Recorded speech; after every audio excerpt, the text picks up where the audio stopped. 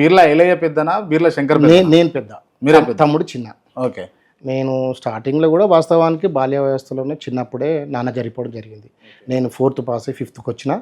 నాన్న అన్ఎక్స్పెక్టెడ్గా నేను అమ్మమ్మ వారి మల్లాపూర్ మా పక్క విలేజ్లో చదువుకునేవాడిని. చనిపోయిన వార్త తెలియగానే ఇట్లా సమ్మర్ హాలిడేస్ వచ్చినాయి. చనిపోయినని ఊరికి వచ్చినాం. 5th క్లాసు నేను ఉన్నప్పుడు, తమ్ముడు 3rd క్లాస్ ఉన్నప్పుడు ఫాదర్ జరిగిపోవడం జరిగింది. ఇక కష్టపడి అమ్మనే మనకు పెంచుకుంటూ డైలీ లేబర్గా కూడా వర్క్ చేసుకుంటూ చదువుకునే వాళ్ళం. డైలీ లేబర్ అంటే యాదకి వచ్చిందన్న, బీర్లా శంకర్ అనేటువంటి వ్యక్తి టైల్స్ వేసిండు, ఇసుక మోసిండు, పేపర్ వేసిండు, చిన్న చిన్న కూలి పనులు చేసిండు, ఆఖరికి ఒరిగోయనికి పోయిండు అని అన్నది నాకు తెలిసిన ఇన్ఫర్మేషన్. నిజమేనా ఇది? వాస్తవం అన్న, తప్పకుండా 100% వాస్తవం. ఇప్పుడు మా పల్లెటూళ్ళలో పోయిన చిన్నమ్మ, పెద్దమ్మ, కాక, చిన్న ఎవరిని మీరు ఎంక్వైరీ చేసి అడిగినా తెలుస్తుంది. నాతో పాటు తమ్ముడు కూడా చేసిండు. కొద్దిగా నేను ఎక్కువ చేసిన. నేను ఇంటి పెద్ద కాబట్టి నేను కొంచెం అమ్మతో పాటు జనరల్గా అది మనకు ఊర్లలో గుత్తాలు అంటారు. సమ్మర్ హాలిడేస్ వచ్చినా అంటే గుత్తాలకు పోయేది. మామూలుగా బావుల దగ్గరికి నైట్ పూట మబ్బులు 4 గంటలు లేచిపోయే వాళ్ళం. పోయి మళ్ళీ 7 గంటలకు వచ్చిన తర్వాత మళ్ళీ తయారై మళ్ళీ కాలేజీ పోయే వాళ్ళం. అట్లా హార్డ్ వర్క్ చేసినాం. అట్లా హార్డ్ వర్క్ చేసుకుంటూ దినదిన అభివృద్ధితో పాటు కనీసం బట్టలు వేసుకోవడానికి కూడా డబ్బులు లేని పరిస్థితి అన్న. కొత్త బట్టలు వేసుకోనంత పరిస్థితి.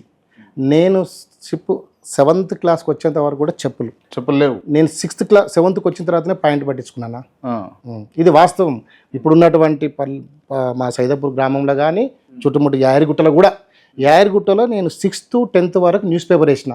యాయరిగుట్ట పట్టణ ప్రజలకు ప్రతి ఒక్కరు బీర్లా శంకర్ ఏం చేసిండు, వీళ్ళు ఏంది అనేది తెలుస్తుంది. పేపర్ వేసిన బీర్లా శంకర్ 8 ఏళ్ళ కిందనే BMW కారు కొన్నాడు. పేపర్ వేసిన శంకర్ హైదరాబాద్లో పెద్ద ఇల్లు కట్టిండు. ఒరిగోసిన శంకర్ హైదరాబాద్లో సెటిల్ అయ్యిండు. ఎట్లా పాసిబుల్ అయింది? ఇన్ని కోట్ల రూపాయలు ఎట్లా సంపాదించిండు? అంటే నాది మొత్తం ఏంటంటే మొదటి నుంచి కూడా నాకు పొదుపు ఇష్టం. ఏ పని చేసినా కూడా పొదుపు చేసుకోవాలి, ఉన్న దాంట్లో పొదుపు చేసుకోవాలి. ఇవాళ ఉన్న పొలిటికల్ లీడర్స్, ఇవాళ ఉన్న మా తమ్ముడు కానీ ఇంకా ఇతరత్ర రియల్ ఎస్టేట్ వ్యాపారులు ఉండొచ్చు. నేను వీళ్ళందరికంటే ముందు జాగ్రత్తతోటి సెటిల్ చేసుకున్నా. ఎట్లా అంటే ఇవాళ మాకున్న యాయరిగుట్ట మండల, ఆలేరు మండల కానీ ప్రతి ఒక్కరు చెప్తారు, విఎస్టీలో area supervisor part time farmer job చేసిన. ఫార్మర్ అడ్వైజర్ అంటారు విఎస్టీలో, వజీద్ సుల్తాన్ టుబొక్క దాంట్లో ఫార్మర్ అడ్వైజర్గా చేసిన. కాలేజీ పోకుంటూ ఒక 10,000 ఇచ్చేది, పెట్రోల్ పైసలు ఇచ్చేది అప్పట్లోనే. ఆ 10,000 మనం చిట్టేసుకోవడం, అట్లా మొదటి నుంచి చేసుకుంటూ టోటల్గా తెలిసిపోతుంది అన్న. ఇప్పుడు అంతా వైట్ మనీ నాది. నా ఎల్ఐసిలో బ్లాక్ మనీ లేదా బీర్లా శంకర్ దగ్గర? బ్లాక్ మనీ ఉన్నట్టుగా ఒక్క ప్రూఫ్ చూపియండి, ఒక్క ప్రూఫ్. వాళ్ళ దగ్గర రియల్ ఎస్టేట్ చేసిండు, 10 ఎకరాలు ఉన్నాడు, బ్లాక్లు అమ్ముకుండు. ఇప్పుడు తమ్ముడు ఎమ్మెల్యే అయిన తర్వాత బీర్లా శంకర్ ఎటువంటి దందాలు లేకపోతే కబ్జాలు లేకపోతే సెటిల్మెంట్ చేయలేదా? ఒక్కటి చూపించరన్న, ఒక్కటి సింగిల్ డాక్యుమెంటు, సింగిల్ సెటిల్మెంటు ఏదన్నా ఉంది అని అనుకుంటే నాకు చూపిస్తే మీరు దేనికంటే దానికి సిద్ధం. ఒక్కటి కాదు, ఏది ఉన్నా నాకు తీసుకొచ్చి. సరే, మీరు చేసిరా చేయలేదా కాసేపు పక్కన పెడదాం.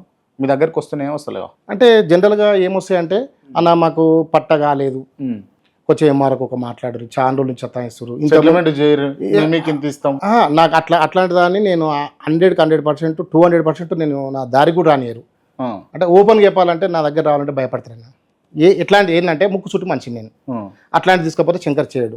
నిజంగా కావాల్సింది వస్తే కలెక్టర్ గారు కానీ ఆర్డీఓ కానీ ఆయన పని ఉన్నా కూడా కొద్దిగా మనోళ్ళు వస్తారు, పని చేసి పెట్టురు అంటాం. లీగల్గానే పని చేసి పెట్టడం కోరుతాం తప్ప. ఎందుకంటే మనం ఒక మాట ఇచ్చినాం, రేపు మన ఎన్నికలప్పుడు ఎప్పుడైనా ఒక మాట ఇచ్చినాం ఏంటంటే, ఏది ఉన్నా నేను బాధ్యతగా తిరిగిన మండలాలు కానీ, నేనున్న మండలాలు కానీ తమ్ముతో పాటు నేను కూడా సర్వీస్ చేస్తాను. నా వరకు రాండి. ఒక ఎమ్మెల్యే చాలా బిజీ ఉంటాడు, తనకుండే పరిధి అందరు పోలేరు, అంత క్లోజ్నెస్గా పోలేరు. కాబట్టి నాకున్నటువంటి యూత్ వింగ్ కానీ, నాకున్నటువంటి రిలేషన్షిప్ కానీ, మాకున్న ఇన్సూరెన్స్ సెగ్మెంట్స్లో కానీ, పబ్లిక్లో నాకున్న వాళ్ళకు నేను మాట ఇచ్చిన.